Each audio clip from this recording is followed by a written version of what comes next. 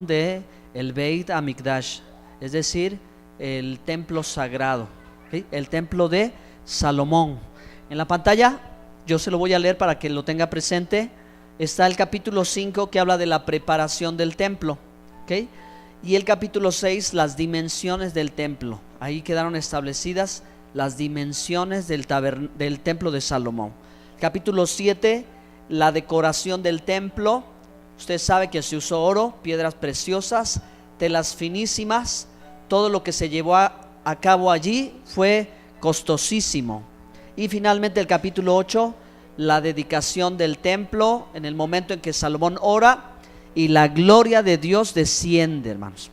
La gloria de Dios, que ya habían pasado siglos en la que la nube de la gloria, ¿sí? La presencia visible de Dios no había descendido.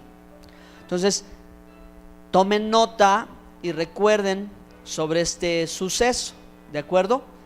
Para que tenga presente que tanto se acercó Dios a su pueblo, que tanto, ¿verdad?, que su gloria fue visible, que como con Moisés, monte Sinaí, Moisés resplandece su rostro, y en el tabernáculo, este diseño, ese modelo que Dios le mostró a Moisés, su gloria estaba ahí presente también con una nube, ¿sí? Ahora ha pasado el tiempo y ese tabernáculo que de alguna manera quedó descuidado, ya que era un lugar itinerante, una casa de campaña itinerante. Ahora pues con David está el corazón de que ya no sea así.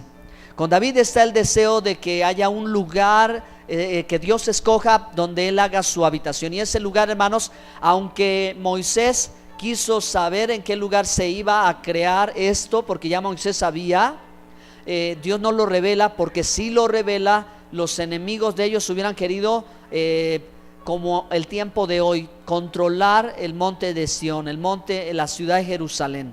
Si Dios hubiera dicho, ese va a ser mi lugar, desde el Éxodo, ya seguro que hubieran quitado o hubieran tratado de borrarlo del mapa. Dios se reserva ese lugar, lo revela, y entonces David lo quiere hacer. David no tiene el privilegio de edificarle la casa a Dios, porque David fue un hombre que derramó sangre, dice la Biblia, ¿okay? Que sus manos derramaron sangre, aun cuando él hubiera hecho justicia, hubiera rectificado su proceder y por el bienestar de toda la nación, ¿sí? A causa del pecado hubo que haber derramamiento de sangre, y Dios apaciguó su ira, los perdona y los deja seguir. Pero el mensaje del Beit Hamikdash, del templo sagrado, no es ese.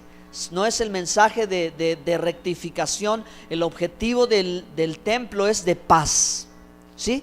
El objetivo de la casa, el deseo de Dios que se comunique. Por eso lo va a hacer Salomón. Por eso lo va a hacer Salomón, porque él, ¿verdad?, es un pacificador, es un hombre de paz que procura esto, y entonces lo edifica, hermanos, Salomón, como Dios se lo indica específicamente al rey David. Ahora, hay algunas cosas importantes que les quiero compartir brevemente, hermanos. Pongan mucha atención, ya que vamos a tomar la oportunidad para abordar el tema del templo de Salomón, conocido como el templo de Salomón. Bueno, número 1, hermanos, el propio Salomón, que hace esta construcción maravillosa, reconoce que ni siquiera los cielos de los cielos pueden contener la gloria de Dios, ¿verdad? Salomón sabe que Dios es un Dios infinito, y que lo que él ha visto, y lo que todo hombre, dicho sea de paso, pecador, pues así lo dice, ¿verdad? No hay hombre que no peque. Y Pablo lo dice lo mismo, pero en otras palabras. Pablo dice, por cuanto todos pecaron. Salomón dice, no hay hombre que no peque. Y Pablo repite lo mismo, pero lo dice así, por cuanto todos pecaron. ¿De acuerdo? Entonces, les estaba yo diciendo que Dios es infinito. Salomón está consciente de la magnificencia de Dios, del tamaño de Dios, que sería imposible que ese lugar, a pesar de que era tan grandioso, lo pudiera contener. que significa, representa, hermanos, que Dios es más grande y que lo que vemos y que lo que nos cuenta la Escritura es una mínima expresión, ya que si Dios viniese en toda su gloria, desaparece el universo. Todo desaparece, hermano, porque no le puede contener. ¿Están aquí? ¿Están dimensionando las cosas? No le puede, Él ha tenido que encontrar la forma de manifestarse en este mundo, a lo que el mundo puede de Dios. Si Él se manifiesta en una gloria mayor, el mundo no lo puede contener. No hay hombre que vea a Dios y permanezca vivo a causa de la gloria inmensa de Dios. Bueno, pues entonces, hermanos, estamos leyendo la historia del primer templo. El primer templo, ¿de acuerdo? Una construcción de un diseño arquitectónico, de un diseño de tecnología. Las columnas, las dos columnas son un sistema hidráulico secreto, ¿verdad? Porque decir del templo, hay mucho que decir del templo, hay mucho que hablar de esto, nos llevaríamos mucho para relacionarlo en su época, en lo futuro, pero bueno, voy a tratar de ser puntual. Ponga mucha atención, hermano, ¿sale? Porque nos va a llevar a otras cosas que puede ser que nosotros nos toque ver en relación al templo, ¿ok?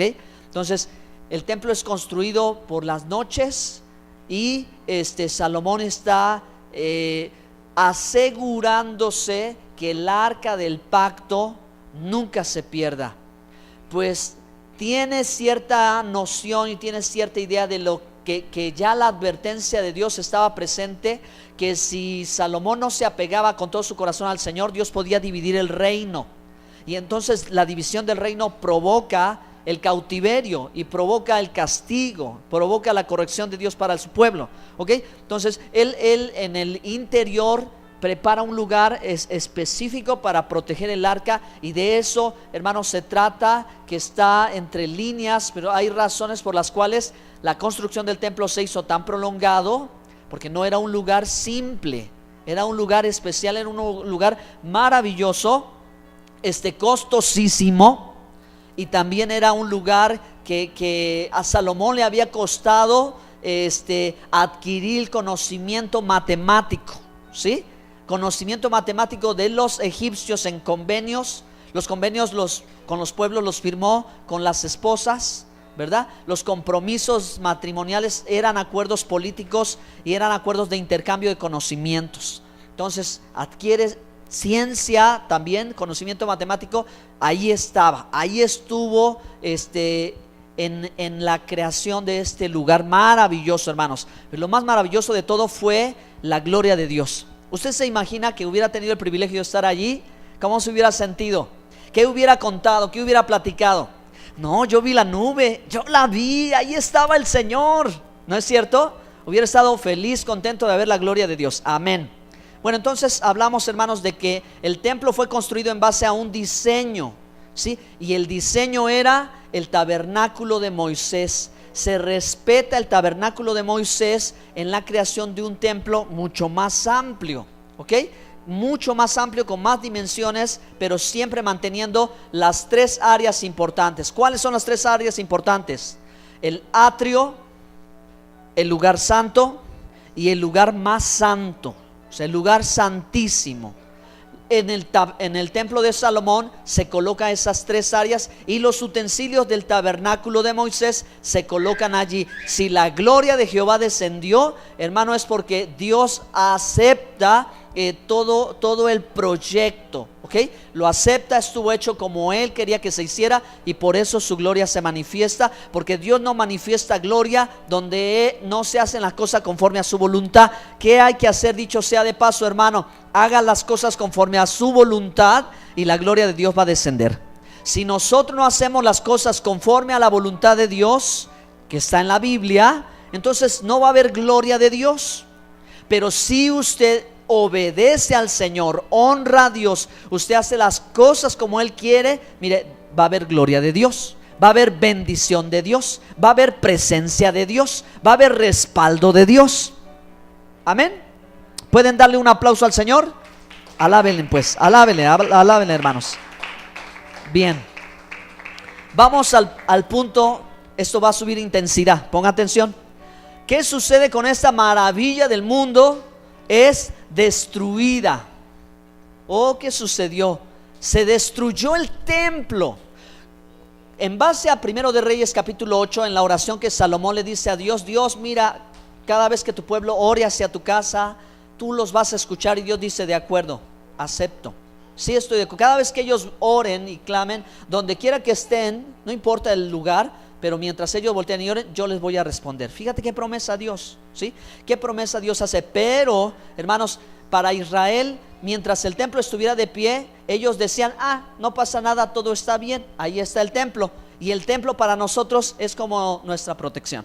Entonces, siempre hicimos algo, pasó esto, pasó lo otro. El pueblo de Israel vivió en pecado. ¿Cómo vivió el pecado? ¿Cómo vivía el pueblo?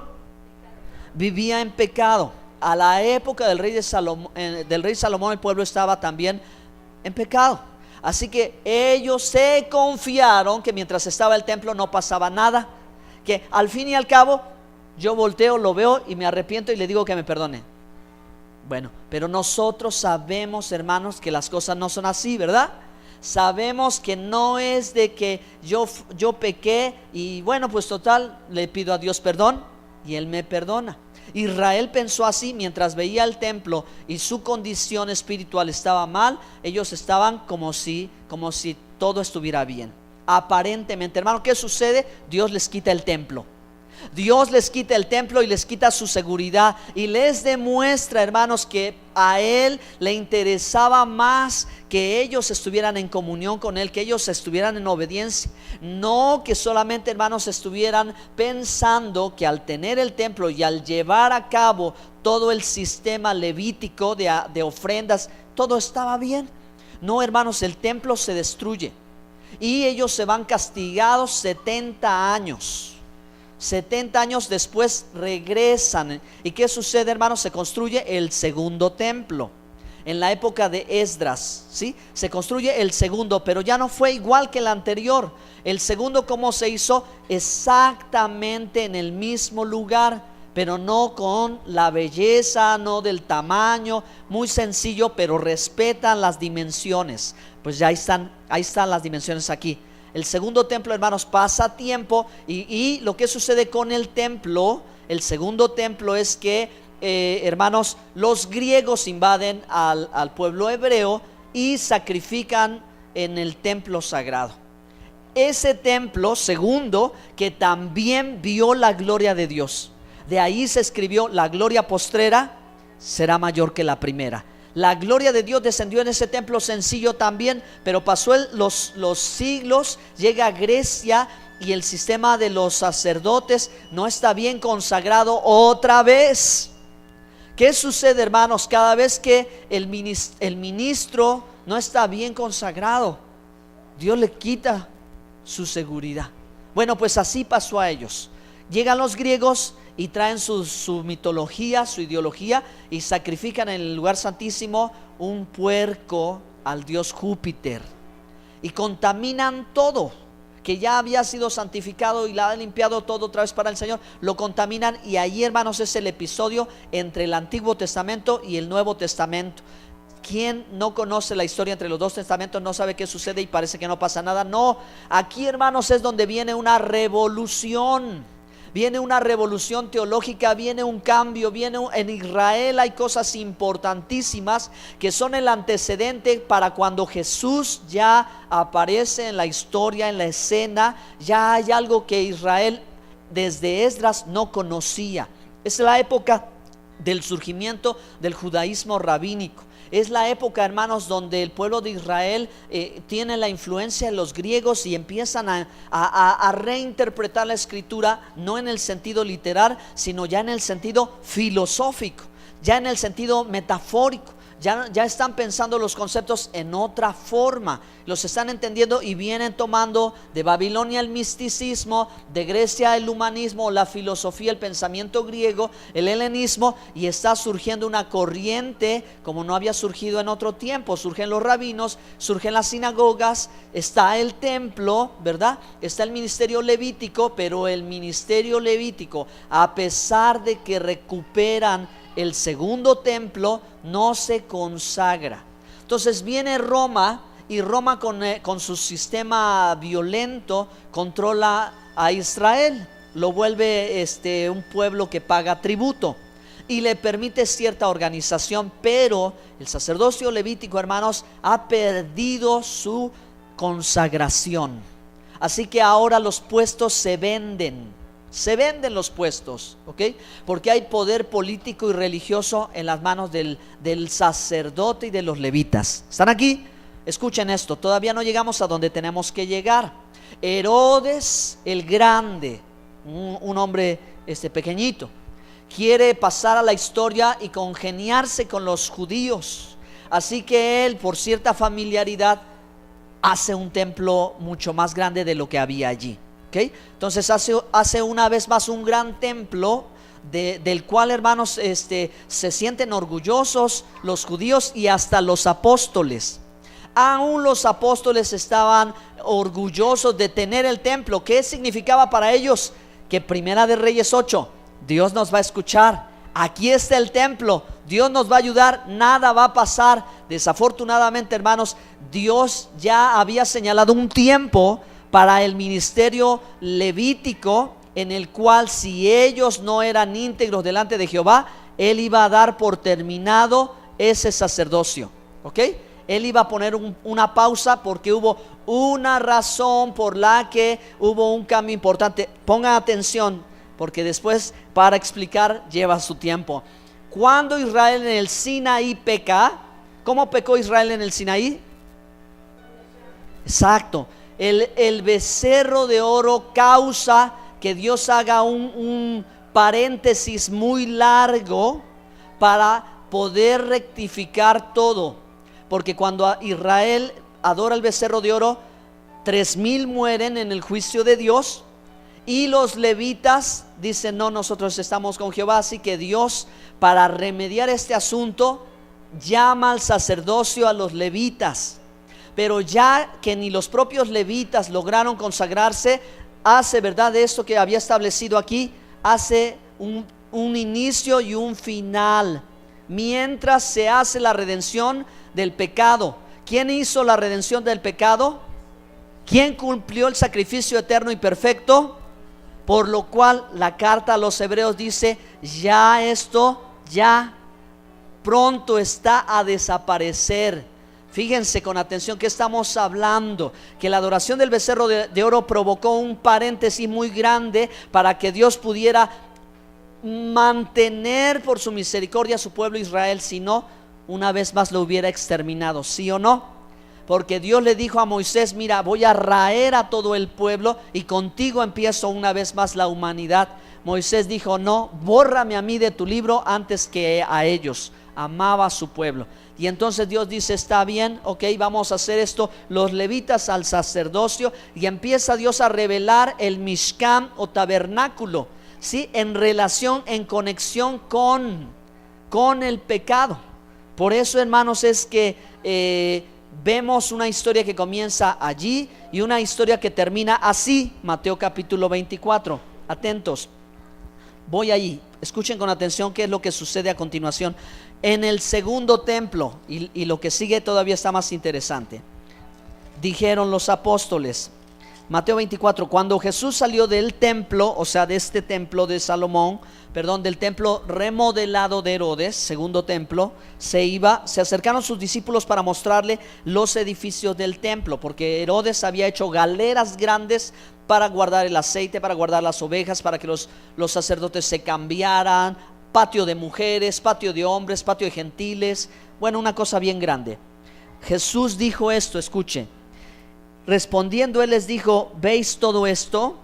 De cierto os digo que no quedará aquí piedra sobre piedra que no sea derribada. ¿Ustedes creen que la profecía se cumplió? ¿Se cumplió al pie de la letra? Se cumplió al pie de la letra en el año 70 por esta situación de la corrupción en el templo por el sacerdocio levítico, el pecado del pueblo, la llegada del Mesías humilde en un asna, que era señal para ellos de que el pueblo andaba en pecado y que por eso el Mesías vino así y no vino en toda su gloria. Si Israel hubiera sido santificado y consagrado, ya él hubiera venido en gloria, pero ya sabían los de su época que si el Mesías venía humilde es porque Israel andaba en pecado. Consecuencia de esto, hermanos, Jesús dice: no quedará piedra sobre piedra. En el año 70 el segundo templo también es destruido. ¿Por qué fue destruido? Por la misma razón que la primera vez fue destruido, hermanos. ¿Sí? Porque el propio pueblo de Israel no estaba buscando al Señor como tenía que buscar a Dios. ¿De acuerdo, hermanos? Ahora, el asunto no termina aquí, nos vamos a la actualidad. Tenemos un muro de los lamentos, un lugar reconocido por el mundo judío y por el resto del mundo, un lugar sagrado. ¿Por qué un lugar sagrado? Porque se dice que eso es la única pared que quedó del templo. Ahora, ¿a quién creemos? ¿Creemos a la tradición rabínica o creemos a lo que Yeshua profetizó? Lo que Yeshua profetizó, él dijo que no quedaría piedra sobre piedra, y en ese lugar esas piedras son toneladas y son metros de altura y ancho y largo, muy grande, hermano, donde los judíos dicen que es uno de los muros el muro occidental del templo, pero eso no es verdad. Eso se derribó, eso era de uno de los patios que no correspondían al templo. Así que a pesar de la muy buena intención y a pesar de la energía que se puede sentir y la emoción que puedes sentir estar parado en el muro, tú sabes que Jesús dijo que no quedaría piedra sobre piedra. Es muy bonito y debe ser muy bonito, y allí estuvieron y han estado tantos presidentes, y ahora estuvo el más reciente, Estados Unidos, e hizo historia, y qué bien, pero no es del templo, no es del templo, porque Jesús lo dijo. ¿Ok? Ahora, seguimos adelante, queridos hermanos. ¿Qué va a pasar en el futuro? Se va a construir por tercera vez, de acuerdo a lo que la profecía dice, otra vez se va a reconstruir el templo. Entonces, hoy en Jerusalén está el Instituto del Templo, que ya llevan años, muchos años, reuniendo los utensilios y entrenando a gente para cuando llegue el momento, hermanos, histórico, después de 2000 años o más, que quizás nos toque ver. Cuando usted vea, hermano, y veamos que ese lugar se empieza a reconstruir, ya no cabe absolutamente ni más duda que ya es el tiempo de la venida de Cristo, que ya, hermano, esto es aceleradísimo. Esto no pasa de 100 años, me atrevo a decir por lo que yo escuché, y solo Dios sabe, ¿verdad? Solo Él sabe si es así o no es así. Pero en cuanto, hermanos, ahí ese lugar en Jerusalén se empiece a mover la construcción del templo, ¿qué va a hacer el pueblo judío? Va a retomar otra vez el sacerdocio levítico, ¿sí? Lo va a volver a hacer. Ahora, digamos esto: el sacerdocio levítico es sombra de lo porvenir, y como ya hemos dicho, hermanos, nuestra sombra siempre va a estar con nosotros. Aunque sea la sombra sigue ahí, porque la sombra nos identifica. Ahí va a estar la sombra, ¿sí? Y si se lleva a cabo, debe ser por algún motivo. El asunto es que todo cristiano sabe que ese lugar no lo va a edificar el Mesías. El verdadero Mesías no lo va a edificar, lo va a edificar el falso Mesías, porque va a ser su objeción, porque va a tomar una profecía rabínica para decir que él ahora sí construyó el templo y trae la paz al mundo y reúne a Jerusalén. Por esa razón los judíos no creen o no reciben a Jesús, porque no han visto que él edifique el templo, porque no han visto que reúna a los descarriados y que traiga la paz al mundo. Porque él vino humilde, pero volverá vestido de gloria. Aquí hay un asunto de tradición, de interpretación, que el mundo judío lo cree, que cuando llegue este varón, ¿sí?, este va a hacer señales, prodigios, va a construir el templo, va a traer la paz mundial, el orden mundial, y va a juntar las 12 tribus otra vez. Ahí va a haber muchísima gente que va a ser llevada, engañada, suponiendo que ahora sí está el Mesías. Pero dice la palabra de Dios que Cristo, el verdadero Mesías, no se manifestará sin que antes venga el hijo de perdición, el hombre de iniquidad, el anomos, el hombre que está contra la verdad, contra la Biblia, queridos hermanos. Por eso, ¿cuánto necesita usted saber bien la Biblia para no ser engañado? ¿De acuerdo? Eso es lo que va a pasar en relación con el tercer templo, queridos hermanos. Ahora, si se edifica y se mantiene, es la sombra. Pasa algo en Mateo, hermanos, capítulo 21, verso 13. Miren qué dijo Jesús. Para nosotros esto es importante, ya casi termino. Atentos, atentos, hermanos. Escuche y mire, dice Mateo, ¿qué cita le di? 21. Vamos a ver.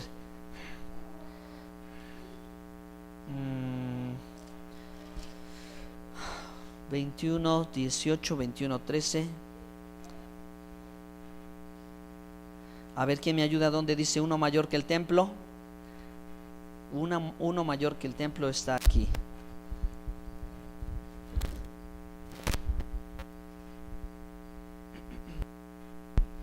Busquen sobre Mateo capítulo 21. Quizás yo equivoqué la cita. Mateo 21.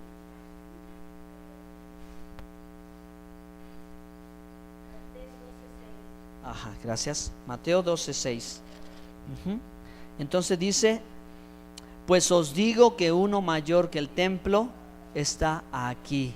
Bien, entonces hay algo que aprender. Sería maravilloso ver construir el tercer templo. Sería maravilloso llegar hasta donde uno judío puede llegar. Sería muy bonito ver el pueblo de Israel organizado y decir: wow, así era, como lo hacía Moisés, como lo hicieron todos. Qué maravilloso. Y todo eso, la adoración, porque la adoración, los principios de adoración están allí. Pero nunca jamás pensar que el templo es más grande que el Mesías. Dice, él dijo uno mayor que el templo. El templo es el lugar, hermanos, que Dios autorizó que se edificaran. Precioso, hermoso lugar de adoración. El único, porque hermanos, hay un templo de Salomón construido en Sao Paulo, Brasil, que caben, hermanos, no sé, 20,000 creyentes de la Iglesia Universal. Pare de sufrir, ¿sí? Ahí hay una cantidad de gente y ellos copiaron la fachada como la del templo de Salomón, y es un lugar impresionante, muy bonito, y tiene un objetivo. Pero nunca jamás la Biblia ha dicho que ese lugar ni ningún otro es el lugar para edificar el templo. Solo Jerusalén, solo ese lugar, y cualquier otro lugar que se autoproclame ser el templo no lo es. ¿De acuerdo? Nuestro lugar es casa de oración y es un santuario que Dios dijo que nos daría en las naciones. Pero hermano, el lugar que Él escogió está allá en Jerusalén. Amén. Allá está. Si alguien de ustedes, por decir así, yo no creo mucho esto, pero por así decir, que haya ido a las pirámides de aquí cerquita y dice: es que la energía, bueno, si este lugar de adoración produce algo, pues no se compara con lo que puede suceder ahí, en ese lugar que escogió Dios, que Él dijo: mi presencia morará aquí y de Sión saldrá la verdad. Denle un aplauso al Señor, hermanos. Alábenle. Yeshua es mayor que el templo. Jesús es más grande que el templo, ¿sí? Él es mayor que el templo. Él dijo de su cuerpo: es destruir este templo y en 3 días yo lo reconstruyo. Entonces, hermanos, habla de su cuerpo. Aunque Israel quiere edificar el templo y de pronto nosotros, por desconocimiento y emoción y enamoramiento, dijéramos: yo voy a mandar mi ofrenda para que construyan el templo, porque todo el mundo va a mandar dinero allá, todo el mundo va a mandar para que se haga, y yo diga: yo siento bonito, yo quiero colaborar. El verdadero templo se está construyendo ahora. El verdadero templo, el verdadero en el donde la presencia de Dios mora, se está construyendo ahora y está aquí, y son ustedes y soy yo. El cuerpo de Cristo, el cuerpo del Mashiach, El cuerpo espiritual, la iglesia de Cristo, es el templo verdadero, porque Dios dijo que su espíritu no habita en templo hecho de manos de hombre. Dios ha querido habitar en nuestro interior, y nosotros, hermanos, somos el cuerpo de Cristo. Y sí, dice la Biblia, un edificio espiritual que se está construyendo. Ese es el verdadero templo, donde está la verdadera edificación de Dios. Denle un aplauso al Señor por eso, mis amados. Ajá, Mateo 12. Termino ya, hermanos. Ya hablamos del primer templo, el segundo templo, el tercer templo. Ya dijimos que Yeshua es más grande que el templo, hermanos, es mayor, y lo tenemos a Él. Bendito sea su nombre. A su nombre, a Él sea la gloria, hermanos. Desaparece el segundo, se va a construir el tercero. Muchos, sin conocer la profecía y sin reconocer al Mesías, no saben, hermanos, en qué rumbo van, ¿verdad? Pero por eso en la carta a los Hebreos capítulo 8 verso 13 hace referencia a esto que les había yo dicho. Y con eso termino yo, hermanos amados. La Biblia habla, ¿verdad? En 8:13 dice: al decir nuevo pacto, ha dado por viejo al primero, y lo que se da por viejo y se envejece está próximo a desaparecer. Esto está en relación a que el templo iba a ser destruido y ya no iba a haber más sacrificio, y ya no iba a haber más sacerdocio, porque el último sacerdote, el último sumo sacerdote fue Jesucristo. Él, con el último sacrificio por los pecados, su propia muerte, allí, hermano, Él selló esto. Ya, ahí lo selló delante del Padre, ¿de acuerdo? Por eso es que hace referencia a la labor sacerdotal, porque Hebreos es un libro que habla sobre el sacerdocio, el Yom Kippur, el día del perdón, y los sacrificios, ¿de acuerdo? Que Dios estableció. ¿Por qué? Pues ya dijimos, por causa del becerro de oro, ¿verdad? Porque Dios anticipadamente, el plan perfecto, tú iba desarrollando bien, el pueblo adora, bueno, vamos a hacer una pausa, pero después se termina, y ahora va a quedar la casa sacerdotal del Mesías, que somos usted y yo. Levante su mano y adore al Señor y dele gracias, porque Él a usted lo ha hecho un ministro del nuevo pacto, en su sangre y en su carne, y un ministro que tiene poder. Amén. Un ministro que puede orar, y hay sanidad, hay milagros, hay maravillas. Póngase de pie, dele un aplauso al Señor, que Él lo ha escogido a usted y a mí. Gracias te damos, Señor. Te damos toda la gloria y te damos toda la honra. Vamos.